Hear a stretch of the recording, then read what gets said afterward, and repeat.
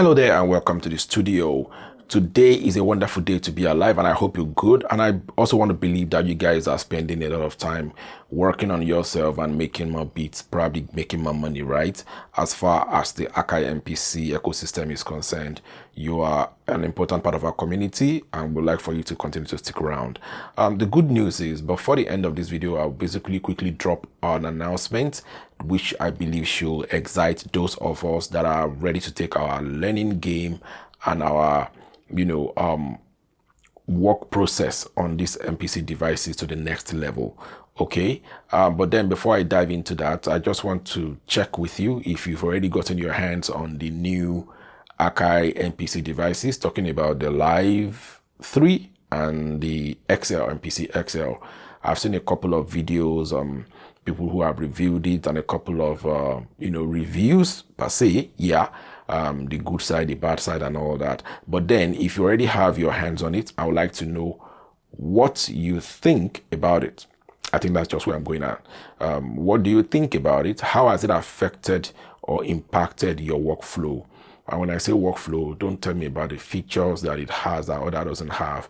Let me know about the features that you use, the one that you currently use to make your workflow a lot better, because that's what we're about as far as Big Blender Studio is concerned. So kindly share with me in the comment section below, oh yeah, I have a copy and this is what I use now to help my workflow, which is or cannot be found in the regular Akai MPC, maybe Live 2 or MPC X and and things like that. So kindly share your own experience so far as this device is concerned.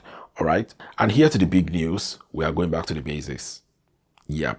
So remember when we started Big Blender Studio and we basically joined the Akai MPC community, what we do mostly here is teach you how to use these devices. But along the line, we got entangled with the news and the reviews and the updates, which somewhat took the attention a bit away from showing you the features that is available to use in the Akai MPC community. And well, I wouldn't say it's only that, and the fact that we spent some time to put some of those training, we put it together and we put it on Udemy, where you can actually just go there and grab the full copy if you are the type that wants to basically just run through from beginning to the end. The full training are there for you to grab on Udemy, right? With just a click of a button, you can easily go there and pick it. But for those of us that have at least a reasonable amount of knowledge and the know-how, we just need to get one or two things, done better and smarter or faster.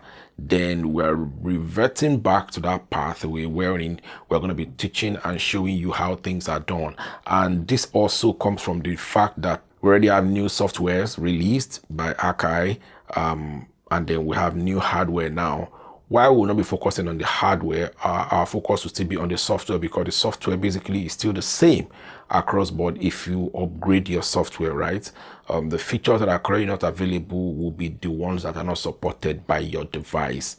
Do you understand? So, but for everything else, from making your beat, mixing it, mastering it, everything, all the steps and processes are still available across board. Either you're using the X, the One, the Live, and all that. So we'll be going back to that and we'll be taking the time to show you how to get things done on your MPC. And when I say starting from the basics, we're going to go back to the very beginning, showing you how things are done on the new hardware, right? That is the software that is now, I think 3.6, right?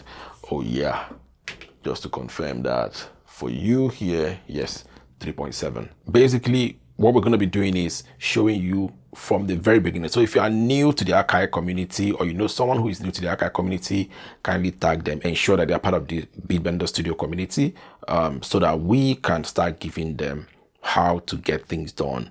And as you've known, we try our best to make it as simple as possible for you, and we try our best to make sure that you get the hands-on right away. Kindly endeavor to make it as interactive as possible, ask questions where need be, and if there is anything, now we're back to taking those kind of requests, something we usually do before. If there is anything you feel you are not sure on how to get it done. If you have a feature blocker, which means there's any feature on the Akai MPC that seems confusing to you, you don't know how it works, or you don't know how to do certain things on the Akai MPC device, kindly reach out. You can just drop a comment.